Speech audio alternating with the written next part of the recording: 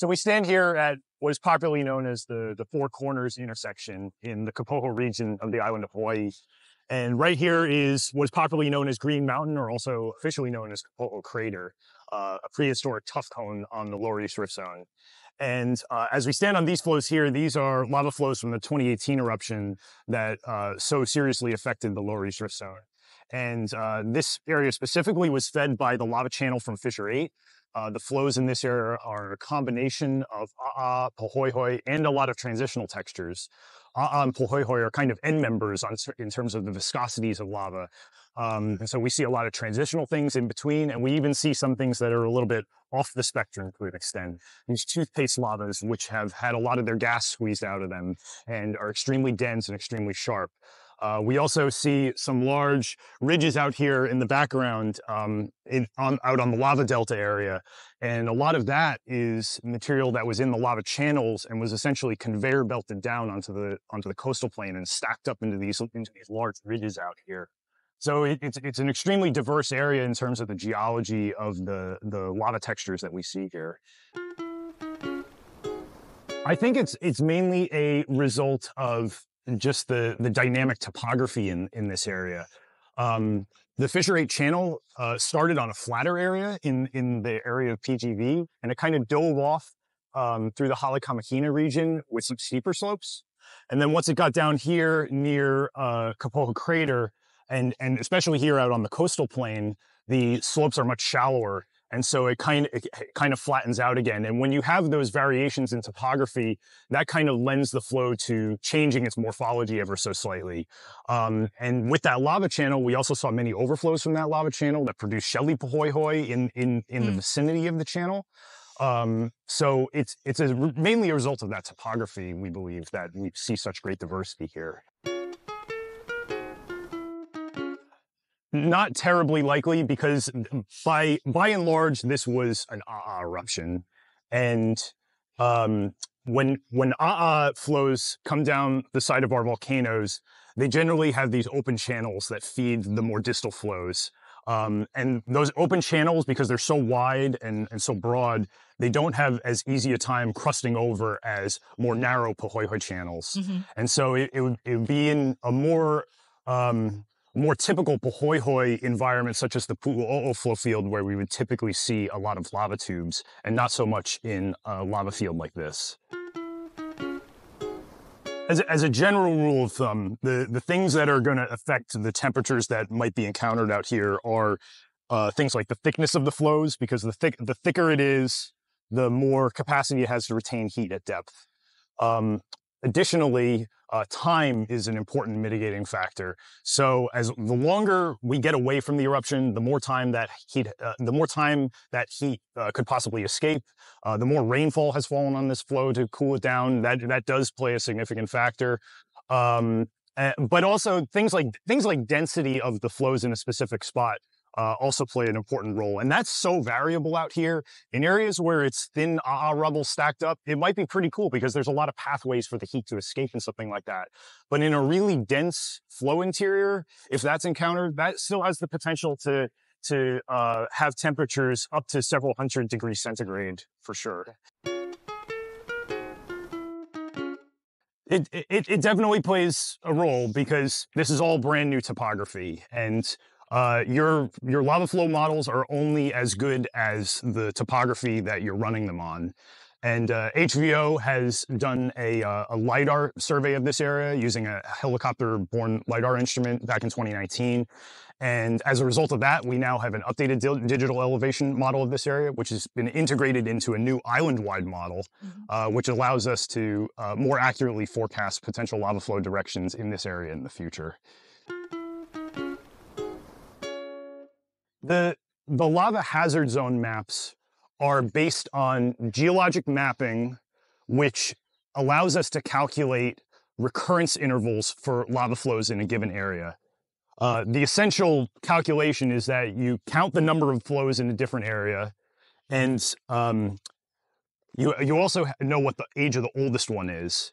And you divide the age of the oldest one by the total number of flows in that area. So then you have a general idea of how often lava may come into a certain area. You usually calculate it based on like 3 kilometer by 3 kilometer grid cells, something like that. And from that, we get a map of recurrence intervals across the entire island, areas that may get covered by lava once every 100 years, areas that may get covered once every 1,000 years, and a big array in between there, and even longer than that in some places. And our lava hazard zone maps are a simplification of that, because it can be a little bit tricky for people to understand those absolutes in terms of years.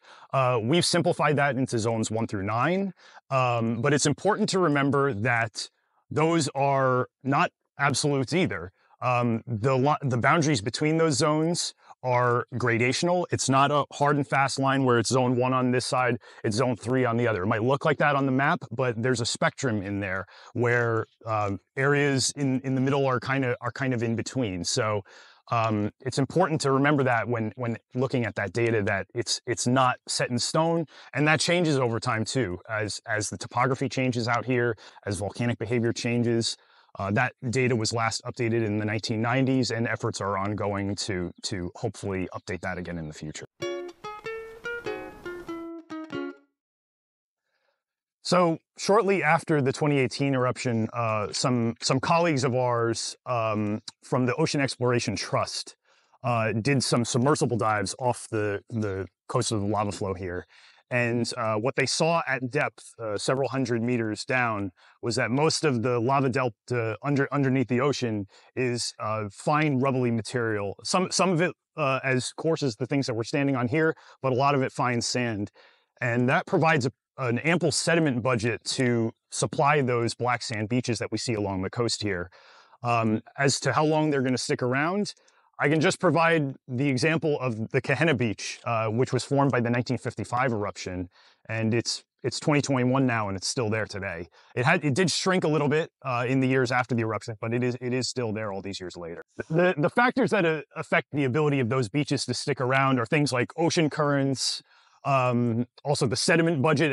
Eventually, all that loose material out here might get washed away off the edge of the lava delta under the ocean by ocean currents. So that sediment budget might exhaust itself eventually. And yeah, some of those beaches, like Orr's Beach, have disappeared after the 1960 eruption. Other ones like Kapoho have stuck around. Another factor to consider is that there's also slow subsidence going on in this area. The south side of the Lower East Rift Zone has been measured to be subsiding at a rate of between 1 to 2 centimeters a year, as long as HVO has been monitoring it geodetically. And we continue to monitor that because that's an important indicator of volcanic changes as well in the Rift Zone. But that's also going to affect the ability of these beaches to stick around. The fact that they're lowering relative to the ocean. There's always a possibility of large earthquakes on the island of Hawaii. It's part of life here. There seems to be a little bit of evidence that those subsidence events happen on a roughly 50-year cycle, but that is not set in stone by any means. There are plenty of large earthquakes that happen outside of that 50-year cycle, but we had a large one in 2018. Before that, we had a large one in 1975. And if you turn the clock back before that, you can look at the large seismic swarm that happened down in this area in 1924, associated with the summit collapse that year. So there seems to be a little bit of a cycle at play there, but that is not an absolute in any way. There's always a possibility for large earthquakes here. Especially in the early days of the eruption, when there were still a lot of people around in Leilani estates trying to evacuate their homes. It was a remarkable experience for us as geologists, and in some ways a confusing experience, because our career is made on these eruptions. We got into this because we like seeing lava, but we don't like seeing anybody lose their livelihood and their homes. And it was very hard to see people walking away from the lava flow crying, having seen homes burn out there. It was a tough experience, and I hope that for none of the HVO staff that ever went away as long as the eruption lasted, that we always kept in mind that this was an extremely damaging event for this region, and our heart goes out to those who lost everything, and hopefully as we move into the future, we can learn to live with these things, because there's always going to be eruptions here on the island of Hawaii. It's just part of living with the volcanoes here. And through the work that HVO does, we hope that we can learn better to live with things like this, and hopefully be better prepared in the future. Since the arrival of Westerners, and in the period that we have written and oral records of the activity down here, there was a substantial eruption on the Lower East Rift Zone in 1840, which we also believe was associated with a summit collapse, just like 2018. After that, there was a prominent seismic swarm in this area, and possibly an undersea eruption offshore on the Puna Ridge in 1924. Following that, there was the fairly large eruption in 1955 that fed several flows down to the ocean in this area. After that was 1960, the Kapoho eruption, which produced some of these flows surrounding the Pu'u right here. There was also a smaller eruption on the upper part of the Lower East Rift Zone in 1961. And then, of course, after that, we come to 2018, the most recent activity in this region.